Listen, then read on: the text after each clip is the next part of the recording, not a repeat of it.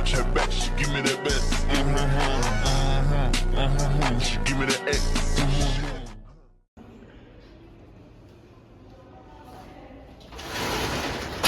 Terus anak saya.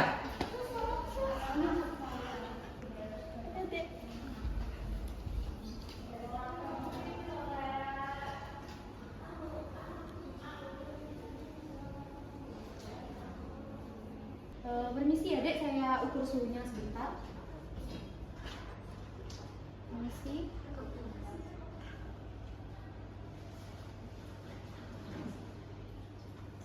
Wah, suhunya sangat tinggi ini Bu. Kalau boleh tahu sejak kapan ya kondisinya seperti ini? Sejak 3 hari yang lalu, sus. Demamnya naik turun terus.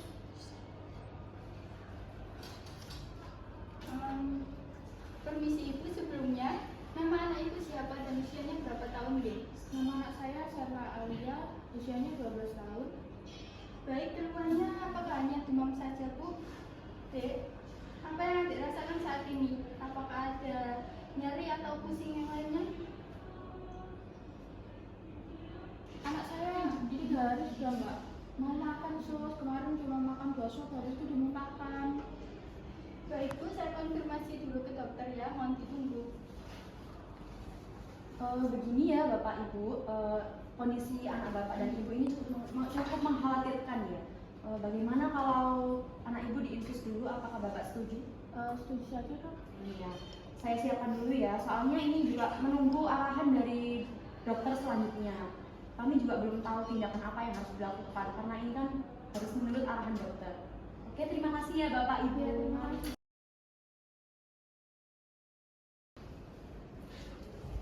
Sus, permisi. Dokternya kemana ya? Dari pagi kok nggak ada?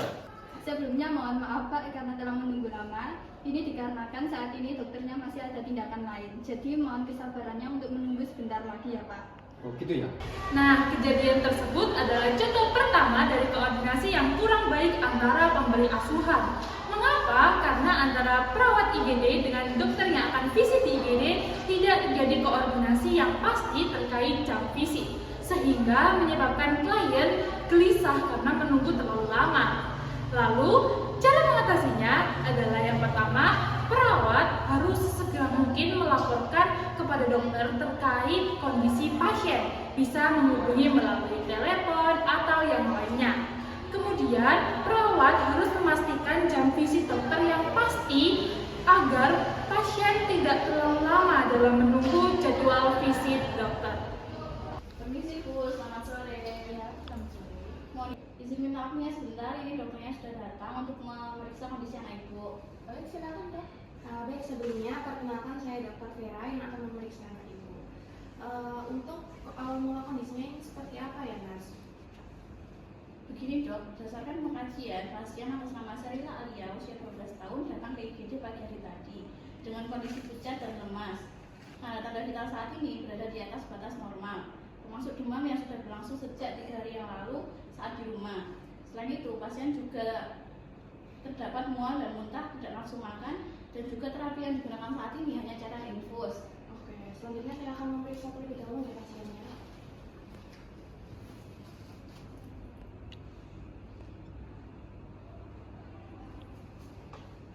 Apakah masih sakit?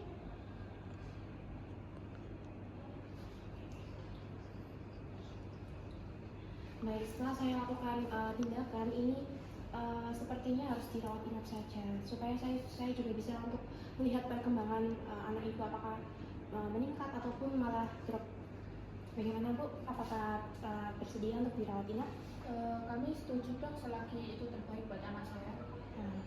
Baik, Nurse, bisa untuk mempersiapkan ruangan untuk rawat inap dari Ananda Serina ini. Baik, Dok. Permisi ya Bu. Ya, terima kasih.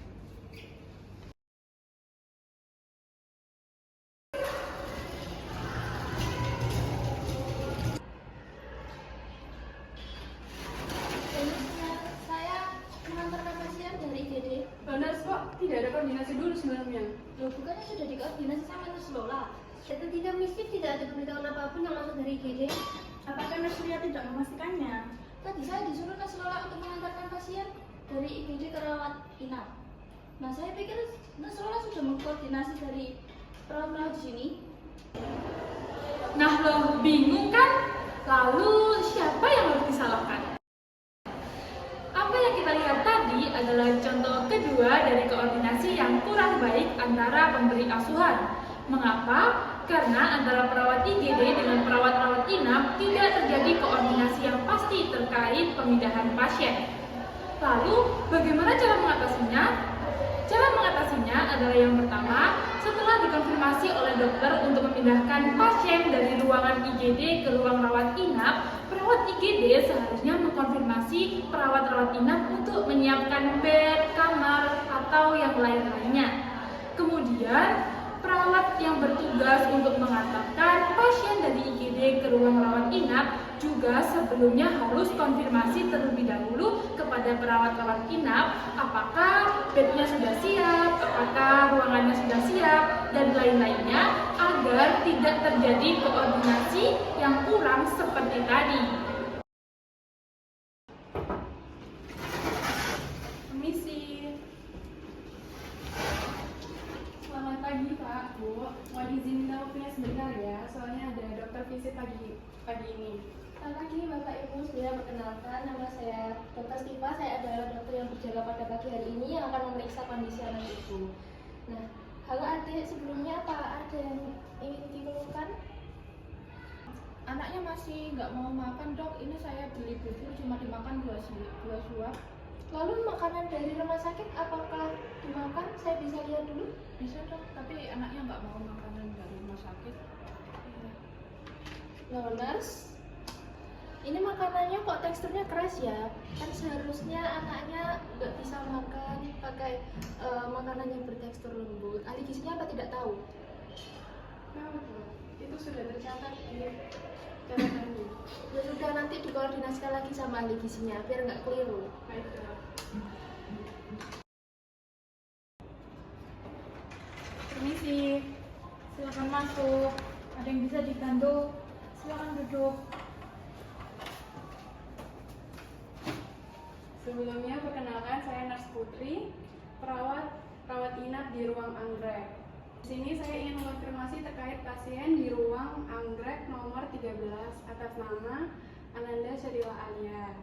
Tolong makanannya diganti dengan makanan yang bertekstur halus seperti bubur atau yang lainnya ya Mbak, karena pasien masih ada keluhan mual dan muntah. Saya kira Anda sebagai ahli gizi sudah memahami dan menyesuaikan pemberian makanan sesuai dengan keluhan pasien dari data yang kami kirim. Gini ya nurse, kami selaku ahli gizi tidak hanya mengontrol atau menyiapkan makanan pada satu pasien saja, tetapi satu rumah sakit. Alangkah baiknya nurse bisa koordinasi lebih awal pada kami. Nah, perawat dan nurse lainnya juga bisa menambahkan catatan lainnya di bawah data pasien agar tidak salah, agar kita juga bisa memahami. Hayo lo, kok saling menyalahkan? Apa yang kita lihat tadi adalah contoh ketiga dari koordinasi yang kurang baik antara pemberi asuhan. Mengapa? Karena antara perawat rawat inap dengan ahli gizi tidak ada koordinasi yang pasti terkait jenis atau tekstur makanan yang diberikan kepada pasien. Lalu, bagaimana cara mengatasinya? Cara mengatasinya adalah perawat rawat inap seharusnya dapat mengkonfirmasi ahli gizi sejak awal dengan cara memberikan catatan tambahan pada data pasien, atau dapat juga dengan menemui ahli gizi dan mengkonfirmasinya secara langsung.